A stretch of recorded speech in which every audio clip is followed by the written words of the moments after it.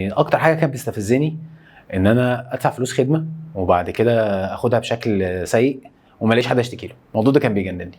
يعني مثلا اروح لدكتور في العياده، اقعد في العياده مثلا مستنيه بالاربع ساعات، ما انا مش عارف الدكتور فين ومحدش عارف الدكتور فين، بس هو الدكتور جاي في السكه.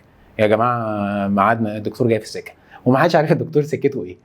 يوصل الدكتور يخش من باب العياده، يقوم داخل على مكتبه، حتى ما يعتذرش للناس اللي قاعده، وانا مفيش قدامي غير حل من اتنين، يعني اقوم اخبط دماغي في الحيط ياخد فلوسي وامشي. فالموضوع ده كان بيستفزني جدا. طب انت وقعك بقى بعد فتره من الشغل في المجال ده؟ بصي، اللي اكتشفته في الفتره اللي فاتت، احنا الحمد لله قدرنا نساعد ناس كتير، بس كان دايما الناس بتبقى متعطله على اول زقه. اول ما بتديهم اول دفعه الناس بتتحرك عادي جدا. عارفه لما تبقى العربيه يعني مش عارفه تدور ونبدا نزق مع اول ما العربيه بس تدور بتجري.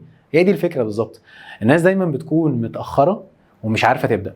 بمجرد ما بتساعدي الناس تبدا بتنطلق وبشكل اللي بيكون رهيب. في ناس ما بيكونش في دماغها اصلا انها تعمل حاجه زي كده، ولما بيجربوا بيلاقوا نفسهم مرتاحين اكتر بكتير. اللي عايزين نقوله ان اهم حاجه ان احنا نبدا يا جماعه، ايا كانت الطريقه اللي هنبدا بيها، المهم ان احنا نبدا.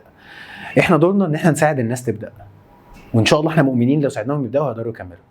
لو الناس متعطله على وقت، فالوقت ليه حلول كتير نقدر نساعدهم. ولو متعطلين على فلوس فدي اخر حاجه ما نشيلش همها خالص.